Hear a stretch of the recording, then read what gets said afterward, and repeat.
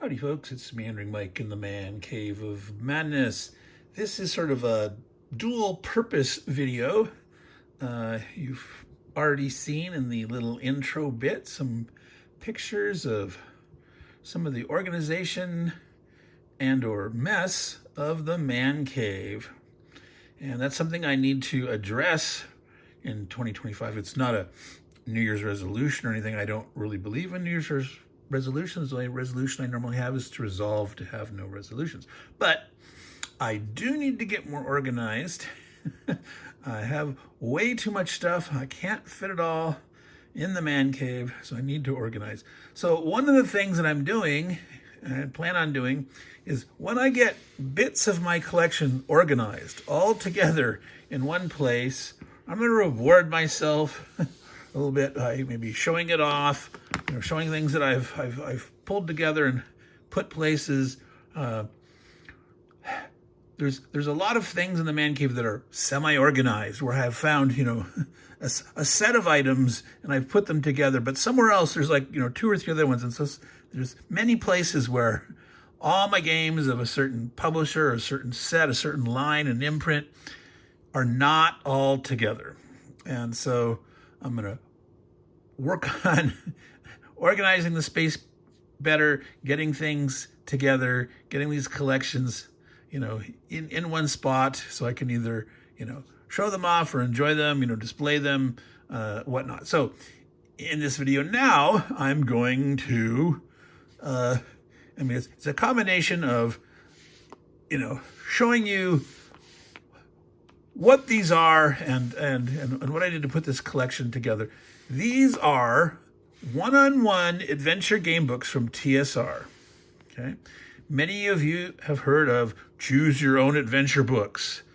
Those were very straightforward storytelling. They weren't linear in that you had choices. They would branch, and you would have various choices of what you do. You'd read the paragraph.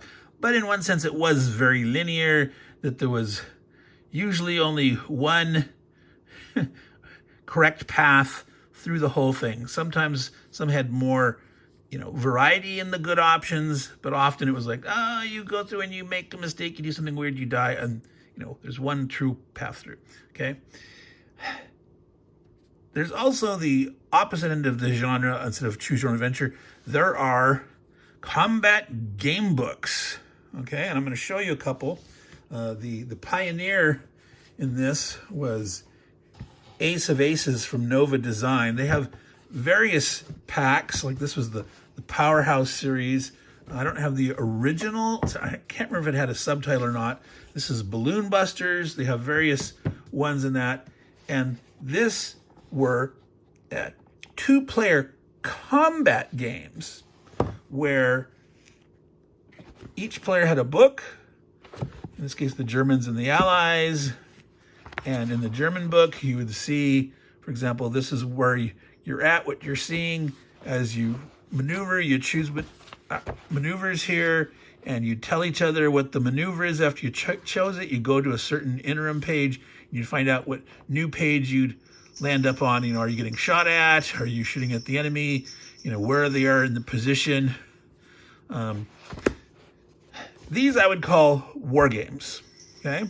One-on-one duels, war games. It branched out. Nova Design did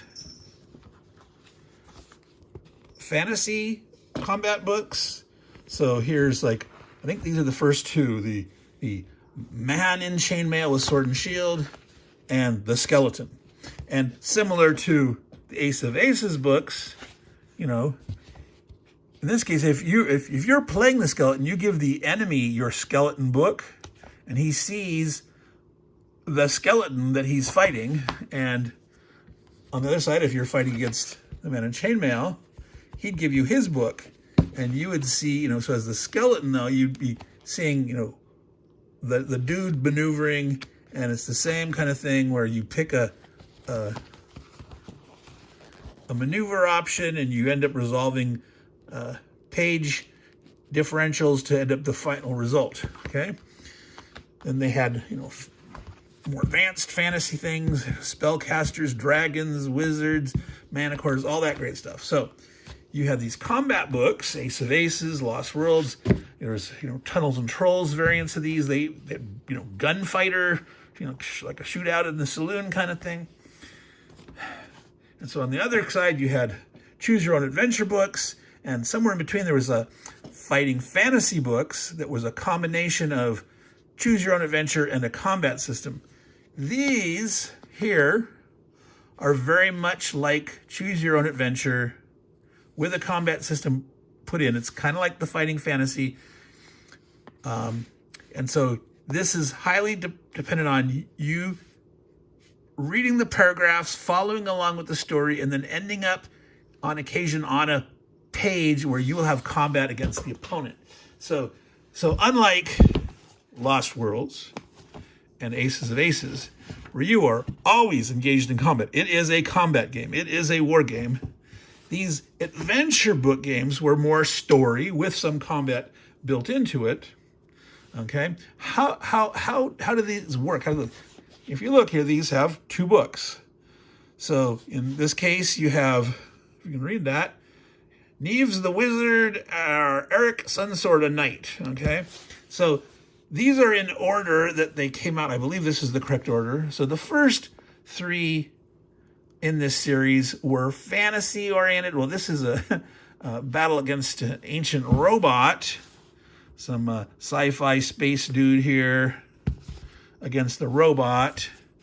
Castle Arcania, it was a swordsman versus a wizard. These were not part of the Dungeons and Dragons milieu, so to speak. Even this one here, the Revenge of the Red Dragon, you have Flame Chug and Raven Quickblade.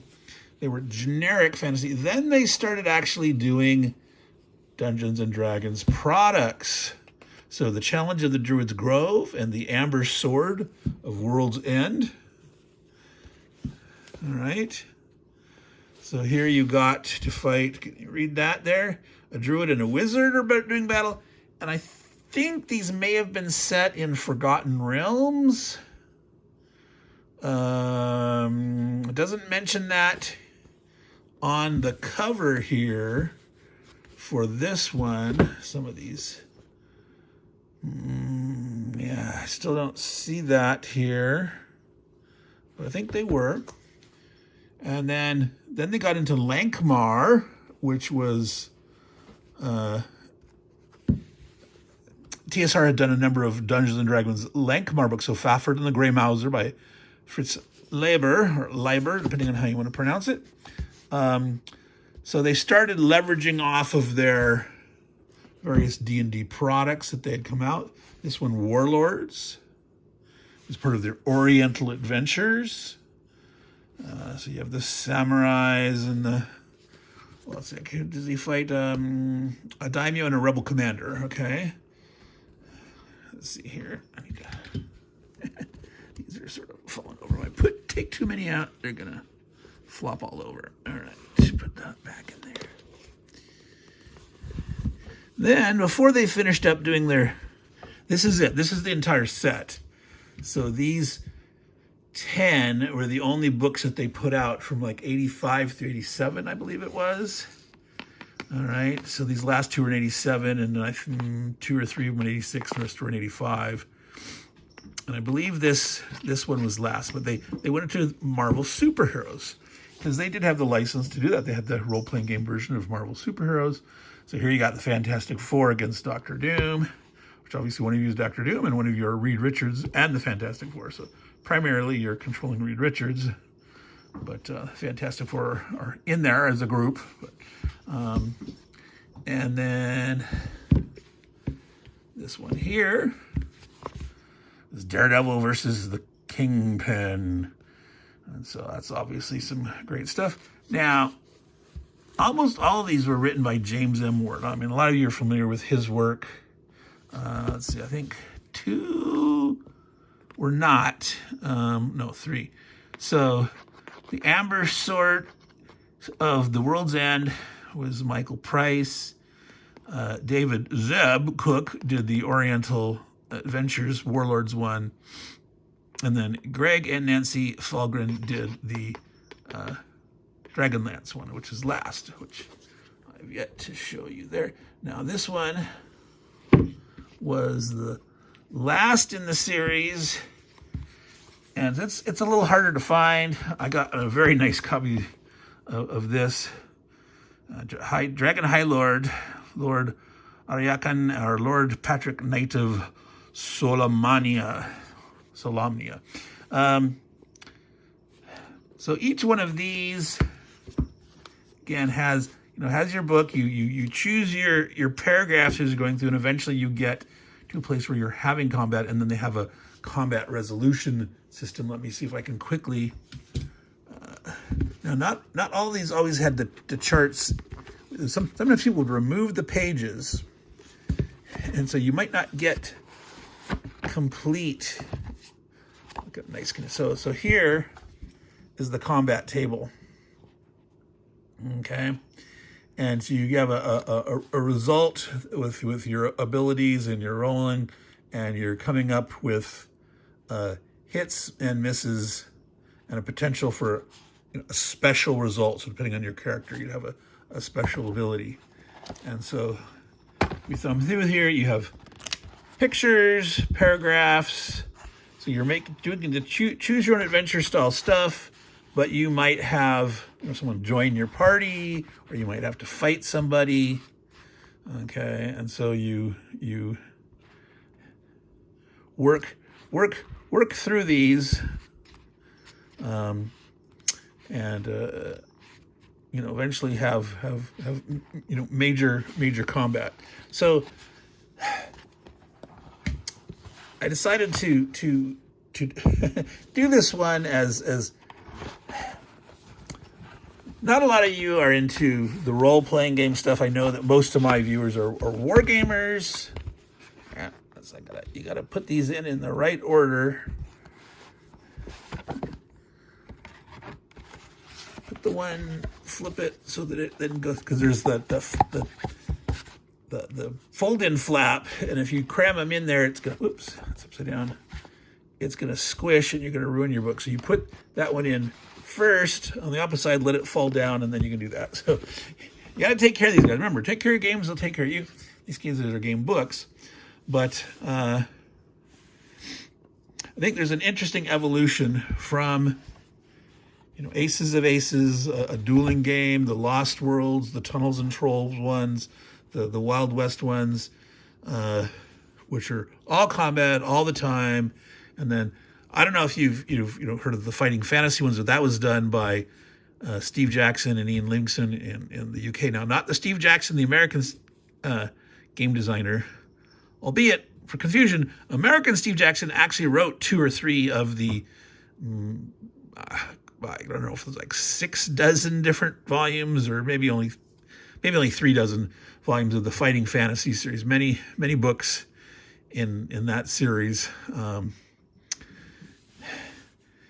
Like I said, they're more of a hybrid between these more paragraph-oriented books and with a little more combat, versus these, which are all combat all the time. This is nothing but combat.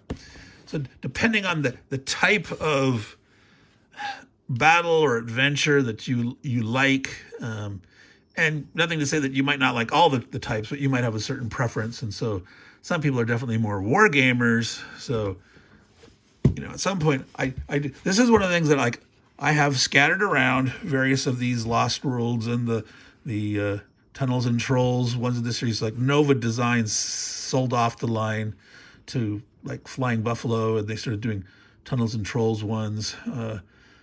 There's also a Rune Sword series of these things too, and I'm not sure if it's the same publisher or a different publisher, but it's the same kind of system. If you're into just the one-on-one combat stuff, there's actually a way, I believe, to do these with multiple players, where you can have 2 face off and 2, or even 1 against 2, and there's like one really powerful dragon book for that. I actually recommend that you have multiple players taking it on, but I never figured out how to do that and make that work with the multiple players. But these game books are designed for one-on-one. So Choose Your Own Adventure is a solo thing. You know, you're doing a story, you're living through a story, you're making your choices and working your way through it. And Fighting Fantasy is the same thing. You are fighting against enemies that the book is throwing at you, but it's your story, and each book is standalone. Except they did have a series. They had the Sorcery. I think there was 4 volumes of the Sorcery series that you could use the same character to advance through. So it was like a little mini role-playing game series of 4 of those Fighting Fantasy there, the Sorcery series.